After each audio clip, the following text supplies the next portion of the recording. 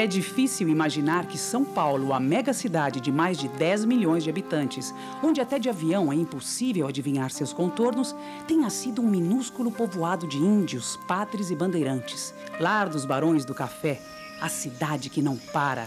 A cidade de barro que John Maui, viajante inglês, descreveu em 1808. Aqui existem numerosas praças e cerca de 13 lugares de devoção, principalmente 2 conventos, 3 mosteiros e 8 igrejas, muitas das quais, como toda a cidade, construídas de taipa. Telhas curvas cobrem as casas, mas embora a região ofereça excelente argila e lenha em quantidade, raramente cozinham tijolos.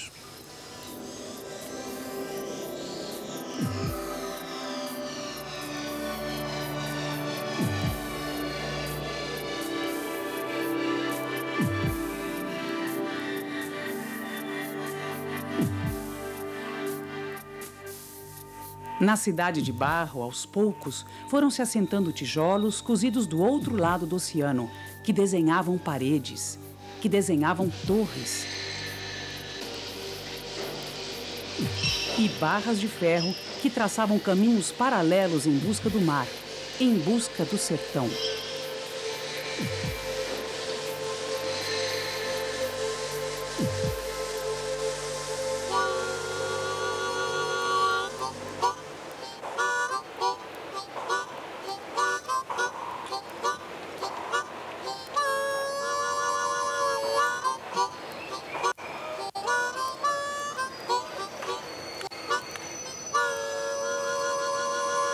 São Paulo tomou novos rumos com os caminhos de ferro. Durante séculos, ela foi o coração de uma rede de pequenas vias, quase trilhas, percorridas por mercadores e viajantes que abasteciam as principais regiões do Brasil colônia. A própria Estação da Luz nasceu à beira de uma antiga rota de tropeiros, o Caminho do Guaré.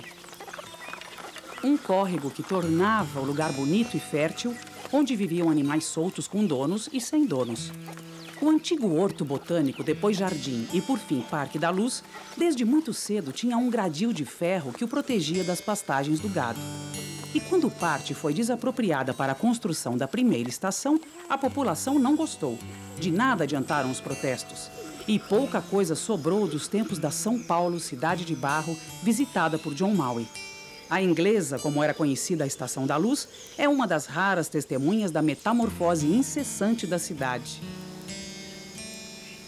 As cidades brasileiras crescem muito rapidamente, e entre elas São Paulo, mais que qualquer outra. A velocidade é tão grande a ponto de apagar, no espaço de uma vida humana, o ambiente de uma geração anterior. Os jovens não conhecem a cidade onde jovens como eles viraram os adultos. Assim, as lembranças são mais duradouras que o cenário construído. Não encontram nele um apoio e um reforço.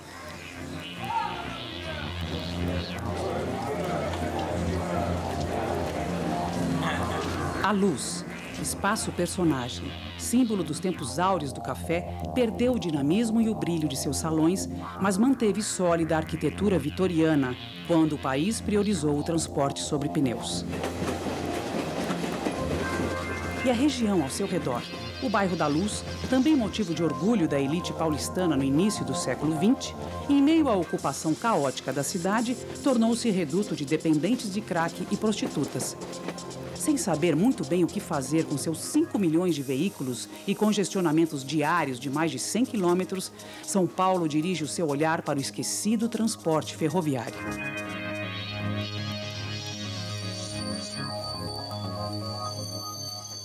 Agora, o transporte é um transporte competitivo. Então, na medida que nós levantemos a qualidade do trem outra vez, ele passa a competir com outros meios e começa a atrair outra vez mais passageiros, né? Essa filosofia moderna difere um pouco da ferrovia clássica, que era o único meio de transporte. Nesse limiar do século XXI, a Estação da Luz unirá o metrô às linhas ferroviárias. O projeto prevê a restauração e a criação de um grande saguão subterrâneo, onde transitarão cerca de 500 mil passageiros, muito mais que os atuais 80 mil.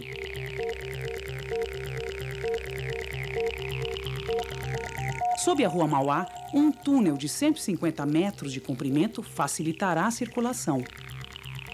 Agar, as plataformas, galerias e detalhes arquitetônicos ganharão roupagem nova, sem perder o desenho original. E para quem não tem tanta pressa, serão criados espaços para shows e eventos culturais. Na verdade, essa é uma transformação com duplo objetivo. Primeiro, atender o aumento de passageiros que vai decorrer desse projeto de integração centro, porque todos os trens, tanto do leste como do oeste, vão passar por aqui e vão se integrar com duas linhas de metrô que passam aqui. Uma já existe e a outra vai ser construída. O segundo objetivo é mudar a filosofia de ocupação do espaço da Estação da Luz, remeter todo o movimento de passageiros para o subterrâneo e liberar a parte superior para finalidades culturais. Embutido nessas finalidades culturais, tem a restauração da estação nos moldes projetados originalmente. Em 1860, um tempo em que não havia máquinas e de pessoas acostumadas à cadência dos passos, ao ritmo dos muares e cavalos e aos solavancos das carruagens, a chegada das primeiras Marias Fumaças, passado o susto, foi causa de grande admiração. O bonde puxado a burros e a ferrovia eram os maiores símbolos da modernidade.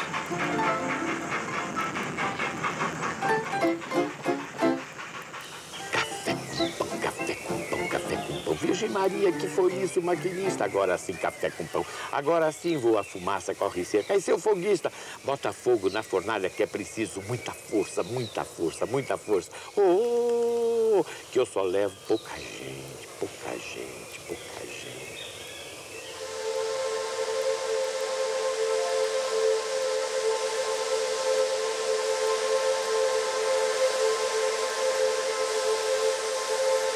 A febre das ferrovias alterou os costumes, a economia do país e as relações de trabalho. A sociedade acostumada à escravidão viu surgirem exércitos de homens livres que, dia após dia, abriam passagens para os trilhos, deixando ao lado deles vilas e cidades. Para dar cabo de tantas obras, o governo abriu as portas ao capital privado e estrangeiro.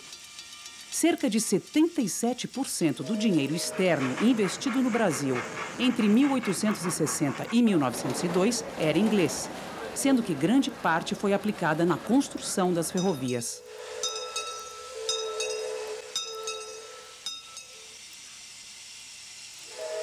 A fartura de empregos com a abolição dos escravos e a industrialização fez do Brasil terra prometida para imigrantes de várias partes do mundo. Eram italianos, portugueses, alemães, espanhóis. A São Paulo de 1897 era estrangeira. Por todos os lados ouviam-se ecos de dialetos europeus. Na São Paulo Railway não era diferente. Os técnicos e os empregados das oficinas, quase todos ingleses. Foguistas, maquinistas e os homens da tração, italianos e espanhóis.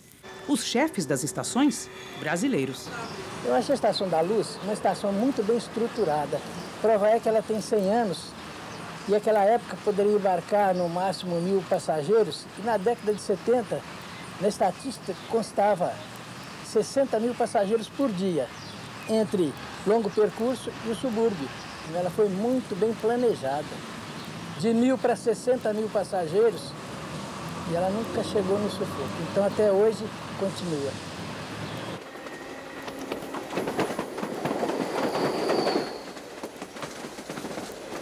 Os ingleses e suas máquinas maravilhosas solucionaram um velho problema de São Paulo, o difícil acesso ao mar. Em meados do século XIX, a estrada que ligava São Paulo a Santos ficou pequena para o volume das cargas e o tráfego de pessoas subindo e descendo a serra. O mundo queria o café que o Brasil produzia aos montes. O meio mais rápido de despejar os grãos nos navios era através do trem.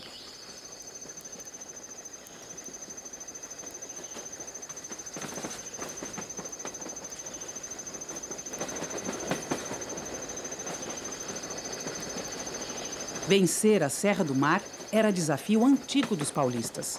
Desde 1836, o governo reservara privilégios a quem se dispusesse a construir uma ferrovia ligando o mar ao Planalto e que fosse além, buscar os grãos quase à sombra dos cafezais.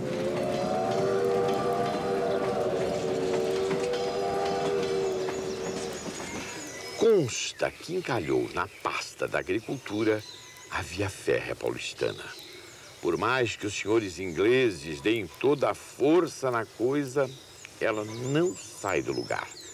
O povo da Paulicéia está todos os dias à espera de vê-la e apenas ouve a subir, fica tudo de orelha em pé. Mas sempre há malogro.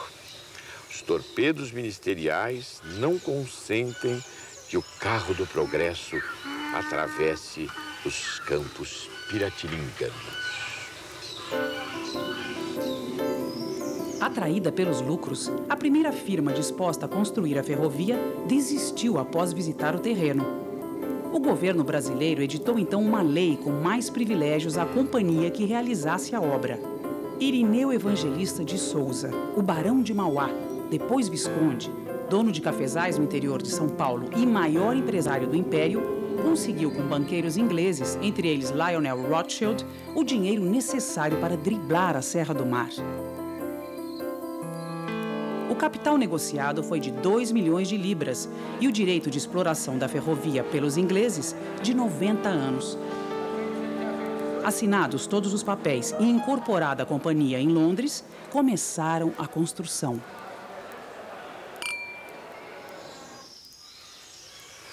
Daniel Fox, o engenheiro-chefe, não dispunha de mapas. Era necessário, portanto, que explorasse o terreno. Para tanto, se preparou para mergulhar na densa floresta tropical que cobria os íngremes flancos da terra. As árvores da floresta elevavam-se muito altas naquele medonho despenhadeiro, tirando o sol das entrelaçadas massas de vegetação que cobriam o terreno embaixo. Junto com um grupo de trabalhadores, munidos de machados e foices, abriram a picada através da floresta virgem.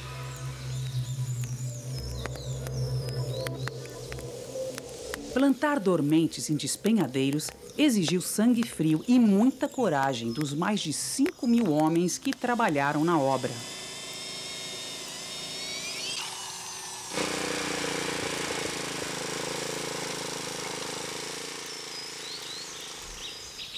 Que soma de impossíveis não foi preciso vencer na construção de nossas estradas de ferro e de rodagem. Que prodígios de engenharia não foram necessários para a construção das estradas de ferro de São Paulo a Santos ou de Paranaguá a Curitiba. Onde não é a montanha, é a erosão, é o charco. Onde não é o charco ou o Pantanal, é o excesso de calor ou umidade.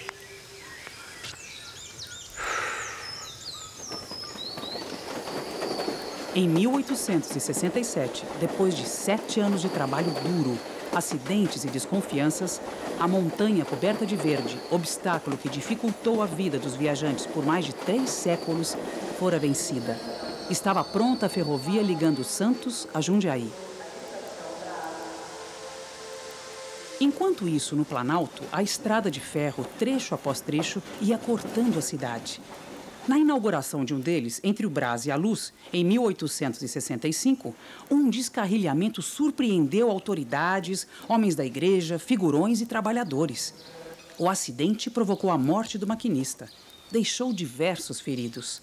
O engenheiro fiscal Ernesto Street, demitido, e o banquete para 300 pessoas, que seria realizado no Jardim Público da Luz, esperando intacto até o dia seguinte. E em 16 de fevereiro de 1867, a inauguração recebeu vivas da imprensa. Abriu-se, afinal! Também mais cedo era uma louca precipitação. Andar assim, ao menos não há perigo de quebrar as pernas. damos estrondosos parabéns aos paulistas em geral pela abertura da estrada.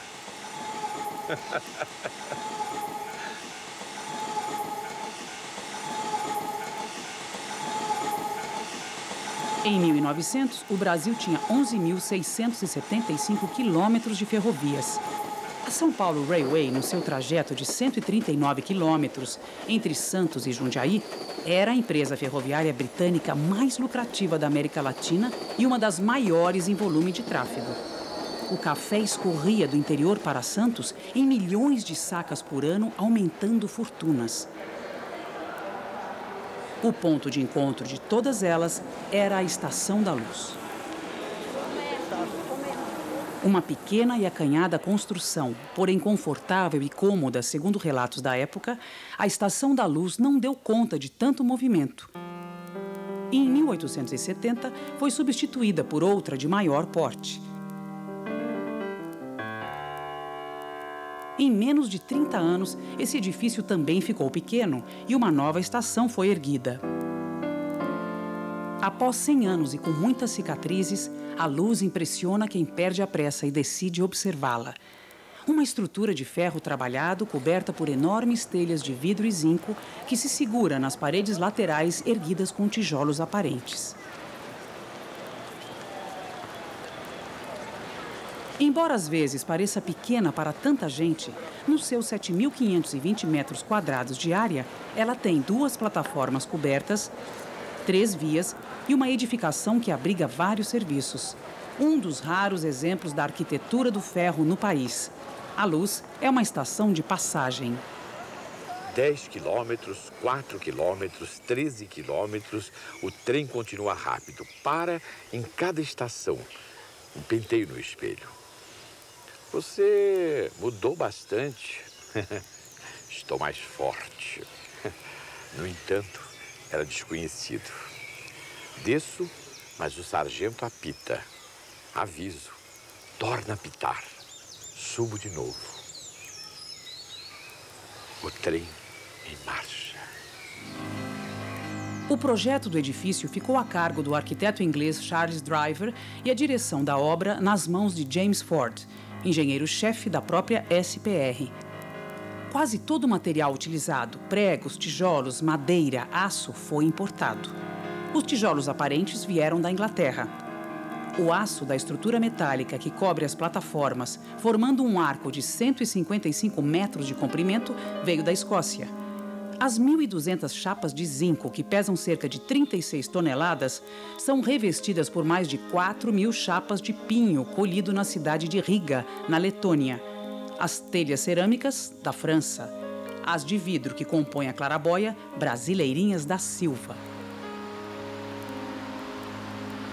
Considerada oficialmente inaugurada em 1º de março de 1901, embora estivesse sendo utilizada desde dezembro de 1900, a Estação da Luz tinha como destaque a torre.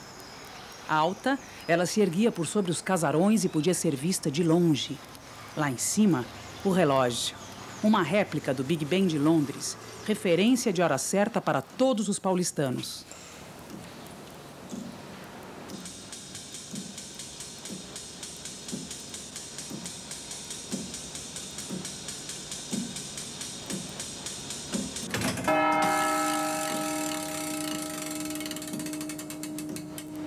Os ingleses trouxeram 3 relógios para o Brasil, para São Paulo.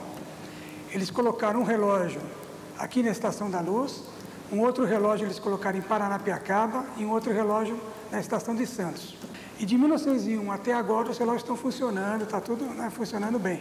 O da Estação da Luz, em 1946, houve um incêndio aqui e pegou fogo e fundiu todo o maquinário do relógio. Aí teve que colocar um outro relógio, que é esse aqui. O relógio é nacional.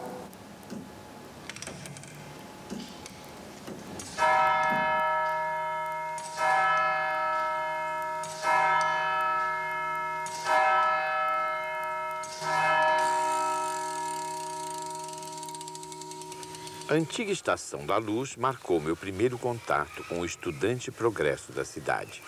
Gente que saía, gente que entrava, a azáfama do desembarque. carregadores que passavam apressados, inculcadores de hotéis e pensões que punham a cabeça para dentro dos carros, tomando de assalto incautos viajantes, tudo aquilo cavou profundos sulcos na minha receptividade mental de criança.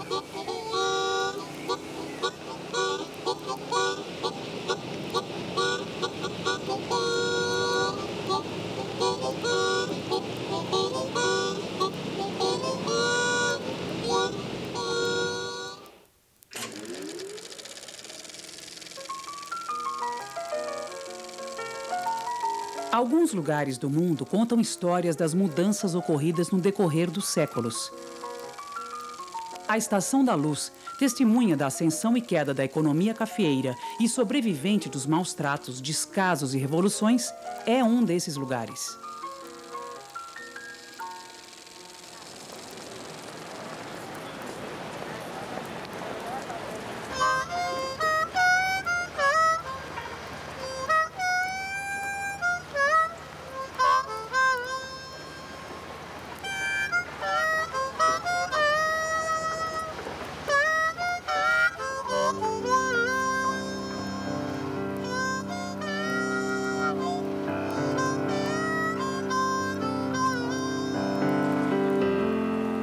Porta de entrada dos trens que vinham do interior, a região da Luz era rodeada de fábricas, mansões, um belo jardim e avenidas arborizadas.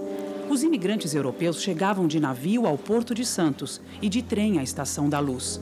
Mas com o passar dos anos, além da riqueza e dos imigrantes, chegou também a peste.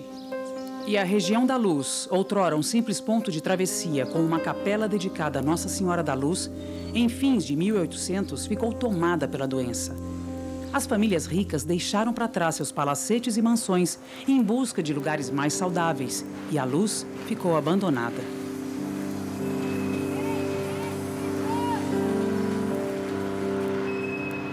Nos anos do milagre econômico, o parque mais antigo da cidade e de feições imperiais transformou-se num dos símbolos da decadência do centro de São Paulo.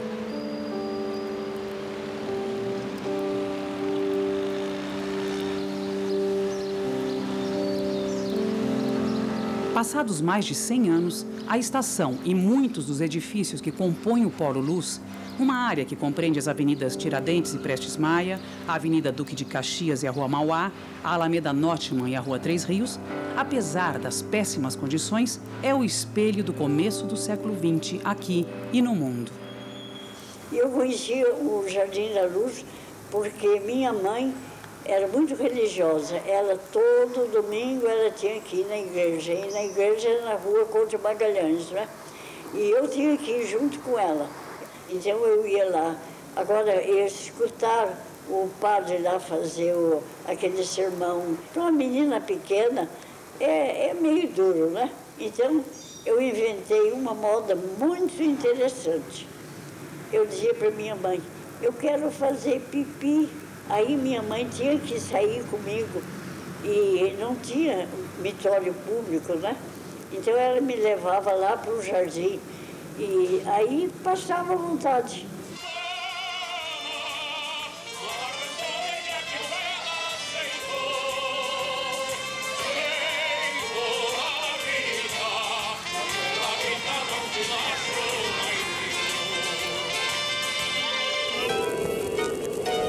O século XX anunciava extraordinárias novidades. O carro, o telégrafo, a lâmpada elétrica, o telefone, a máquina fotográfica, o cinematógrafo, a tela mágica onde pessoas, coisas e bichos moviam-se animadamente. E para coroar tudo isso, o sonho de voar vira realidade. O mundo vivia os anos alegres da Belle Époque e o Jardim da Luz recebeu influência desses novos ares. Ganhou alguns modismos europeus. Uma casa de chá, conhecida como Ponto Chique, e um local apropriado para se ouvir música, o Coreto. A casa de chá, com cerca de 85 metros quadrados, é coberta por telhas francesas, forro em madeira, pilares em peroba. O Coreto possui 2 pilares de ferro, 32 colunas e 9 abóbadas. Uma edificação tipicamente inglesa. O Jardim da Luz, concebido em 1798 como Jardim Botânico, foi inaugurado anos depois, servindo inicialmente como pasto para gado e cavalos. Tornou-se um parque público em 1838.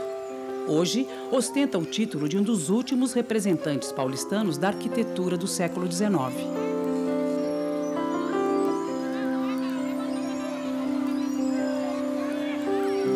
Em 1852, o Parque Jardim da Luz ganhou grades de ferro e uma nova coleção de plantas trazida do Rio de Janeiro.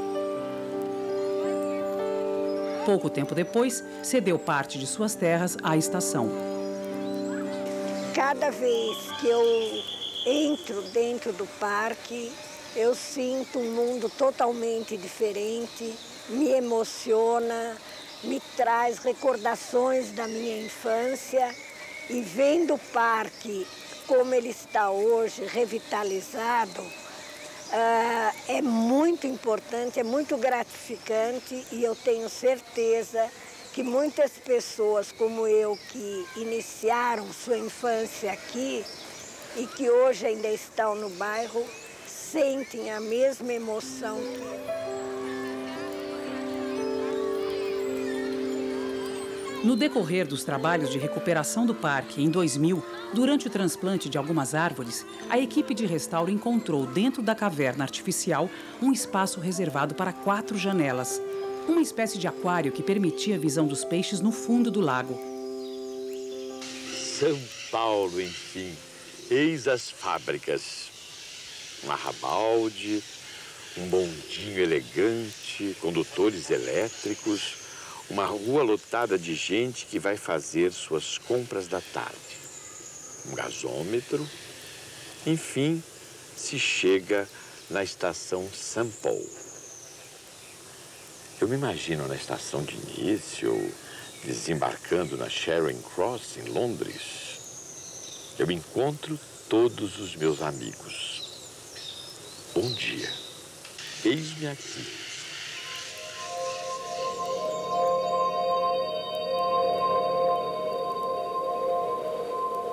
Quando a gente vinha para São Paulo, as meninas eram pequenas, tinha que sair de lá com capa, chapeuzinho, tudo que era... Geralmente estava chovendo ou então neblina. Chegava na estação de luz, da luz, e tinha um quarto lá para a gente trocar de roupa.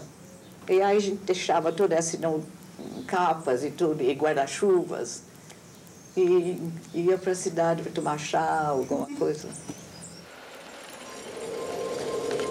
A plataforma da estação, que recebeu poetas, escritores, políticos e reis, presenciou, anos depois da visita do escritor modernista suíço Blaise Cendrars, despedidas de homens que partiram para lutar numa guerra do outro lado do oceano, a Segunda Guerra Mundial.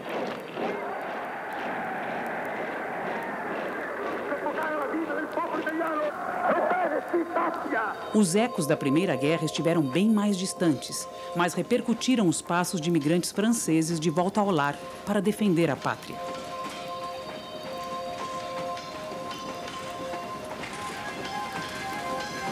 No sentido oposto, em busca de abrigo do fogo cruzado da Revolução Tenentista de 1924, famílias inteiras amontoadas em vagões cargueiros partiram a caminho do interior, enquanto a torre do relógio servia de trincheira de observação. Do alto dela, avistava-se toda a cidade. Entradas e saídas.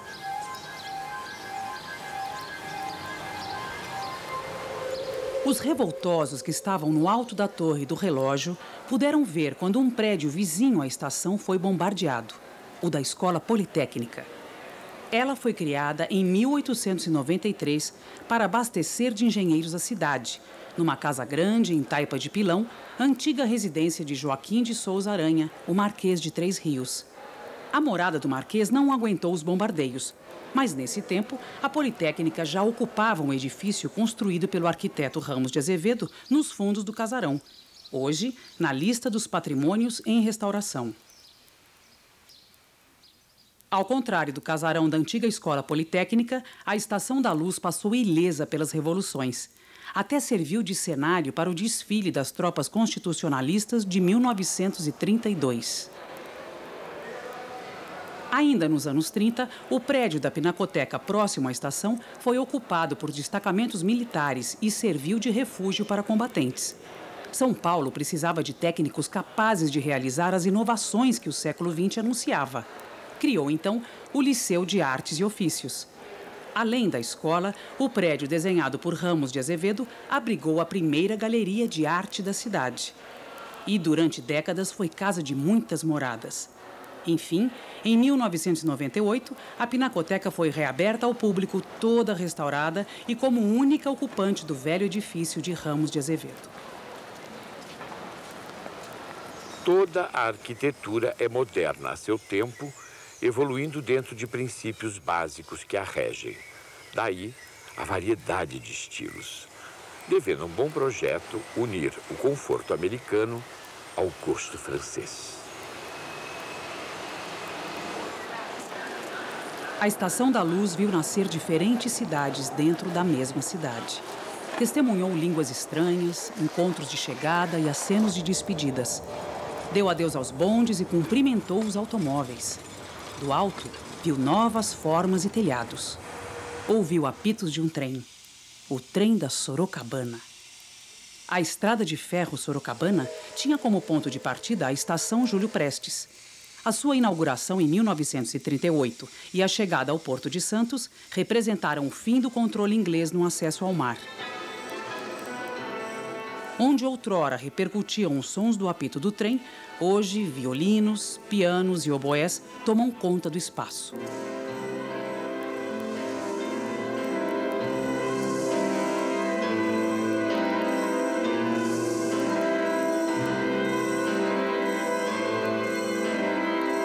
E quando, enfim, a Júlio Prestes estava no auge, em meados dos anos 40, viu a Estação da Luz arder em chamas. Um dia antes de terminar a concessão da companhia inglesa, a luz iluminou-se noite adentro, tomada pelo fogo. Por sorte, a estrutura metálica não foi danificada, nem a sua ala oeste. A Torre Alta parece permanecer indiferente ao drama que se desenrola. Ostenta o velho relógio que há anos vem marcando as horas tristes e os momentos alegres das criaturas felizes e infelizes do Planalto. O ponteiro ainda se move e as chamas vão se elevando para buscá-los e destruí-los também. O povo acompanha esse movimento das chamas crepitantes que crescem para o céu. Permanecerá intacto o relógio? Os bombeiros conseguirão salvá-lo?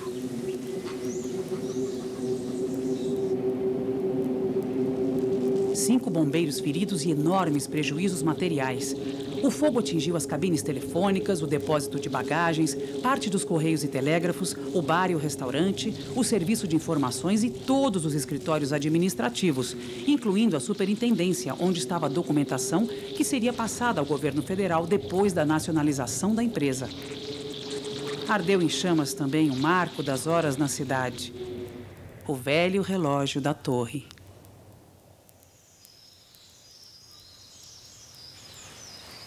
Mas se os curiosos pensavam que do relógio só restava a memória, surpreenderam-se com uma última mensagem, 4h30.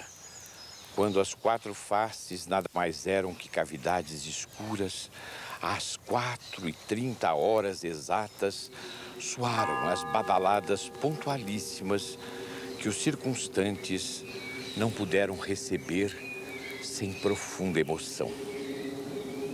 E na madrugada enfumaçada, quentíssima do braseiro, de céu vergastado por labaredas imensas, soaram em meio ao crepitar do madeiramento e o guincho da água das mangueiras, palmas para o velho companheiro que se despedia.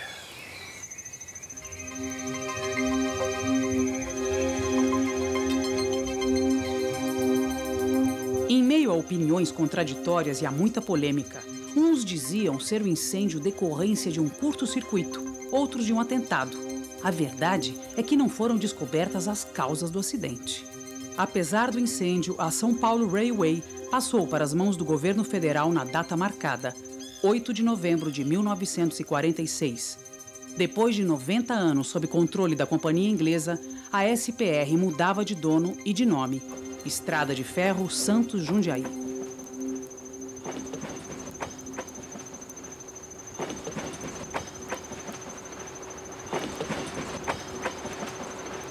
A reconstrução da estação durou até 1951. O salão principal ganhou 2 conjuntos de colunas de concreto armado para suportar o peso de um novo andar que foi construído. A estação ganhou também uma plataforma central e toda a linha foi eletrificada.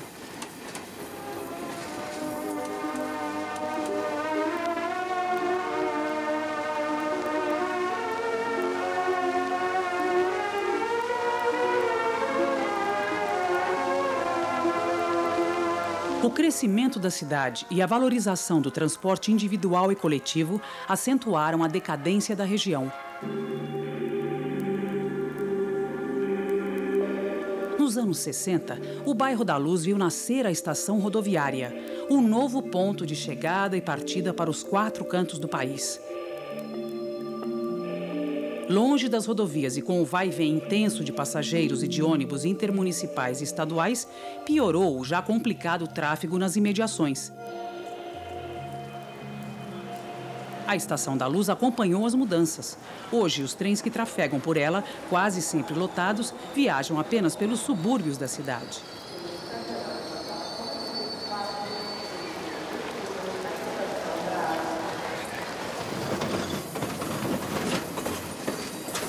Há 80 composições trafegando aqui diária e noturnamente, então é um barulho, né? Até se adaptar, se acostumar, e a gente está muito próximo da linha. 5 metros, né? Quando eu mudei aqui, eu assustava, porque eu olhava para cima e pensava que era avião. Em vez eram os trens que passavam. E estava dormindo também, assustava, porque fazia aquele barulho, né? A gente ia acordar e ficava olhando dos lados.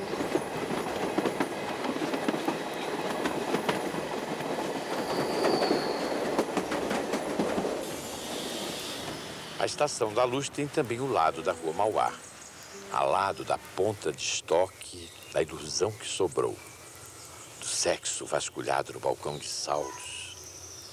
O prédio amarelo, mais um projeto do Ramos de Azevedo, patrimônio histórico, foi o Hotel Queluz.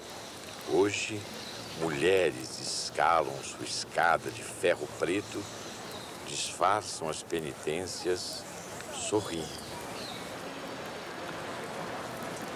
Rua da Alegria, Rua da Estação e, finalmente, Rua Mauá. É talvez o maior centro de passagem de pedestres no menor espaço disponível da cidade. Em calçadas de no máximo 2 metros de largura, camelôs, vendedores de pequenas lojas de artigos populares disputam os apressados fregueses.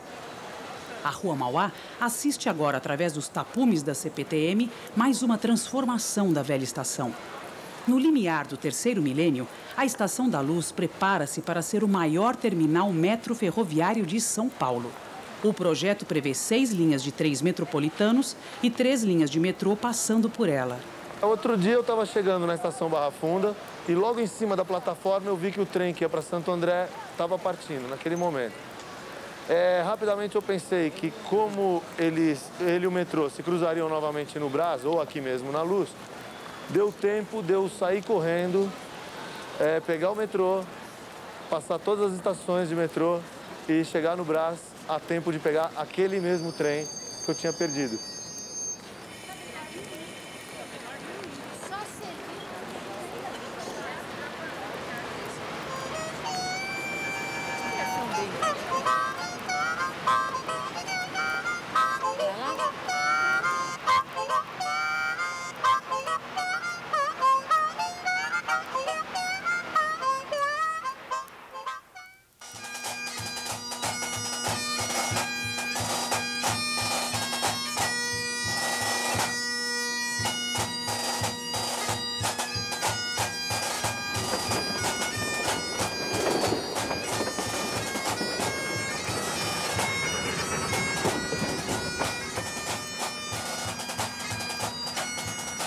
O trem, meio de transporte revolucionário que reduziu distâncias e integrou pessoas e regiões, nunca perdeu a função e o charme. Desde os seus primórdios, é sem dúvida o veículo mais importante nos países ricos, seja para longas ou curtas distâncias.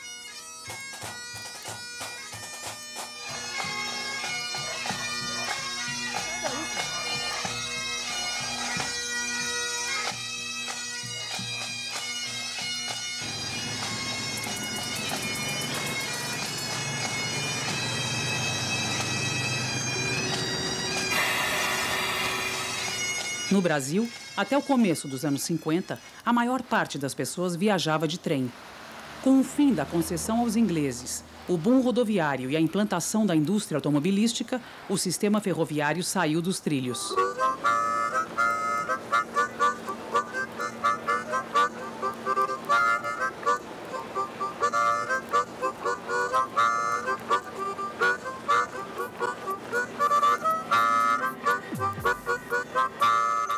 A ferrovia perdeu a importância. Os vagões ficaram abandonados nas linhas e os ferroviários desempregados. O mesmo aconteceu com muitas das vilas que floresceram ao longo das estradas de ferro. Perderam o encanto e quase sumiram do mapa.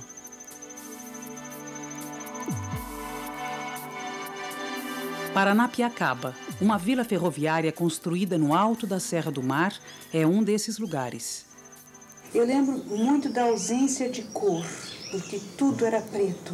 Preto e cinza. E a neblina branca.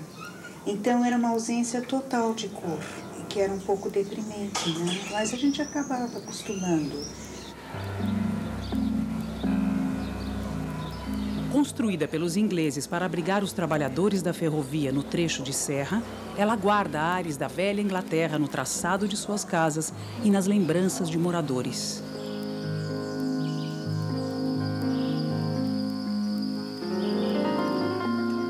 Eu lembro quando meu avô, eu ia na casa dele e ele tinha um modelo, mais ou menos do tamanho dessa sala, uma tábua assim, uma rampa assim, e tinha dois trenzinhos que desciam e subiam, e você virava uma manivela assim, que puxava o cabo.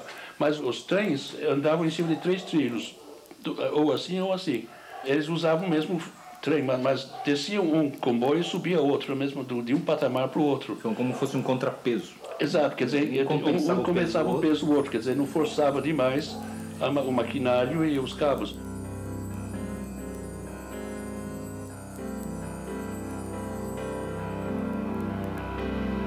Ali foram implantadas as máquinas fixas, que seguravam os trens no seu caminho de descida ou subida. E um castelinho, de onde o chefe da estação observava o andamento das obras do pátio ferroviário. Do acampamento de madeira e alvenaria envolto em brumas, permanecem conservadas algumas edificações sólidas. Atração turística em Paranapiacaba. Da convivência, das amizades, das experiências, da solidariedade de tanto desses trabalhadores nos bons e maus momentos, formaram-se famílias, agregaram-se lares e se criou, talvez, o mais forte carisma profissional dos ferroviários. Os trabalhadores ferroviários eram importantes. O chefe da estação era uma espécie de prefeito. Ele comandava os horários dos trens, tinha o poder de ligar e desligar as composições, de checar mercadorias, entregar telegramas de pêsames ou de parabéns. Muito mais que chegar e partir, a vida se desenrolava na plataforma da estação.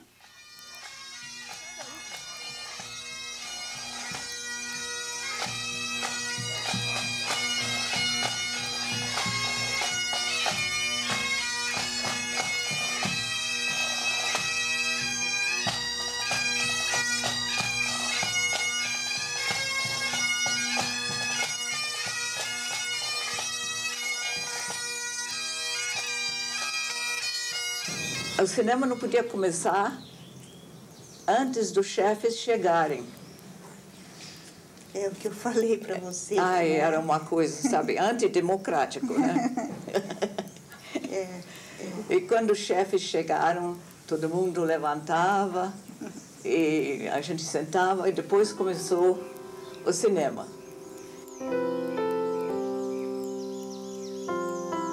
Os bailes, casamentos, exibições de filmes e apresentações de teatro aconteciam no Clube União Lira Serrana. Fundado pelos ferroviários, o clube abrigava também as reuniões da categoria. O maquinista responsável se interessava pelo bem-estar da composição dos passageiros, sempre atento para que não houvesse solavanco. Era firme na descida, sabia reduzir a marcha ou acelerá-la. Cuidava dela como se fosse sua. A ferrovia, a única categoria que ganhava igual o maquinista de passageiro era só o chefe da Estação da Luz. Daí para baixo, aí não tinha ninguém mais que ganhasse igual a carreira de máquina. Todas elas ganhavam menos. Até 58. Em 58, fizeram um quadro de carreira, então reduziu o maquinista a 0.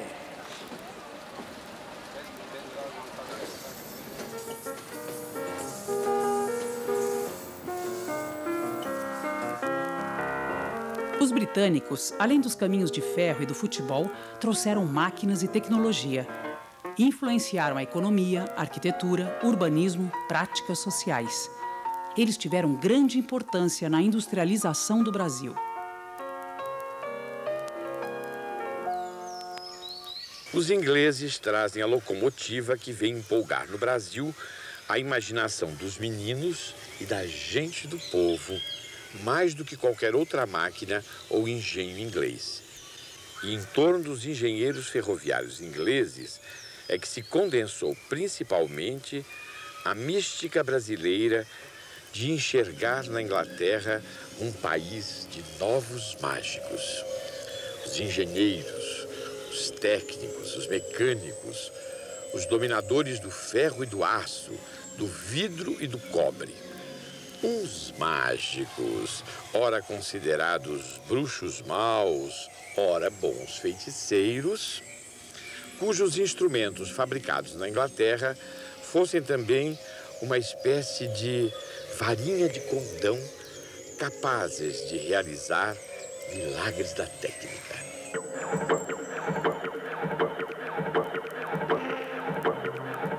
Os trens e a ferrovia eram dos ingleses, o caminho de todos. Durante décadas, milhões de estrangeiros fizeram essa viagem. Desceram no Porto de Santos e subiram a serra para chegar a São Paulo. A maioria seguiu viagem até o fim da linha, em Jundiaí, no interior do estado, para trabalhar na lavoura do café e em outras culturas.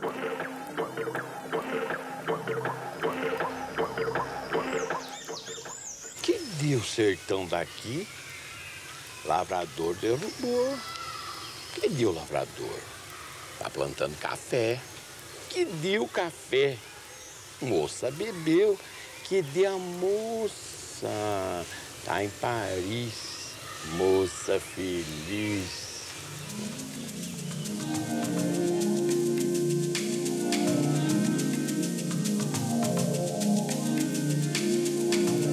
A coffea arábica, nome científico do café, foi descoberto por árabes no século XV e difundida pelo mundo através das mãos dos holandeses. No Brasil, só chegou em 1727, via contrabando pelas fronteiras do Pará com a Guiana Francesa. De lá, passou a ser cultivada no Vale do Paraíba, em São Paulo, e depois cobriu de verde quase todo o estado.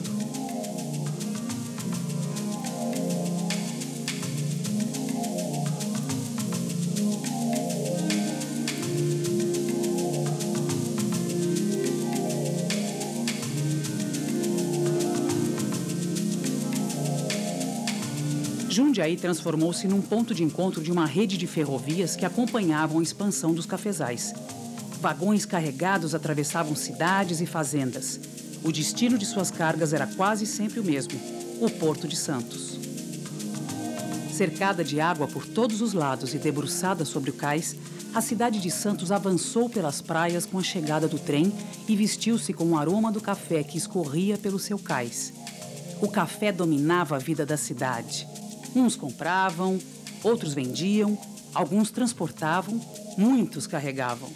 Uns e outros ainda encontravam maneiras diferentes de ganhar a vida com ele. O classificador de café, que naquela época eram muitos, porque era uma profissão rendosa, eles provavam o tipo do café. Tinha café rio, café riado, café duro, café suave. O classificador, ele faz esse tipo, toda essa separação todinha. Então, diziam na época que nós exportávamos o melhor e nós torrávamos o pior. Não é verdade, porque esse café que era exportado era o mais bonito.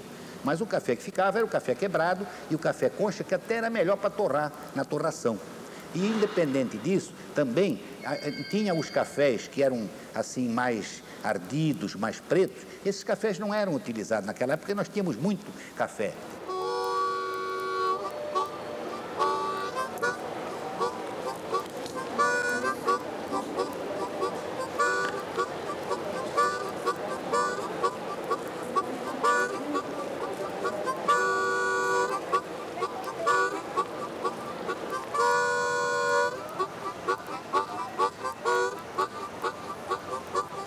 E no meio do caminho havia uma estação, a Estação da Luz. Mais de 100 anos depois do começo desta história, ela continua de pé e faz parte de um pequeno grupo de edificações que não sucumbiu ao moto contínuo do desenvolvimento. Sei que temos o coração cheio de saudades. Mal trocamos o velho bonde pelo metrô, lampiões, lâmpadas de mercúrio, balões, o Sputnik. É hora de refazer o tempo. E porque somos os carros da América, as suas rebarbas, as ruas da América, seus postes negros e índios, dos sonhos da América, os pesadelos, e somos também europeus, na febre do ouro e na peste negra, europeus na horta, nos jardins, o feudo da terra e o latifúndio. Europa na vontade de ser, bondes, lampiões, balões da imaginação, e por isso temos sonhos e passados. É hora de refazer o tempo.